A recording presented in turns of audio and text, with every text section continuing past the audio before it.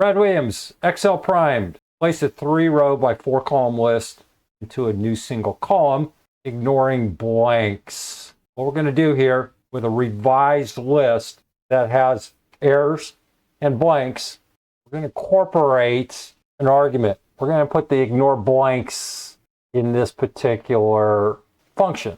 And you're going to see that we didn't incorporate either ignore 2, we have an error here, or 3, we're going to have a space. We're going to get to this in a bit. This is just an introduction. You can see that we have this div error, and the way I did that, I just incorporated this in this cheese ran between and took it all the way to the end.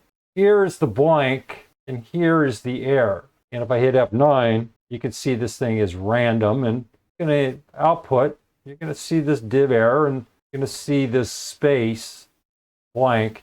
It's going to show up here. And the ignore, that's what it does. It just ignores whatever that output is. You can fool around with this.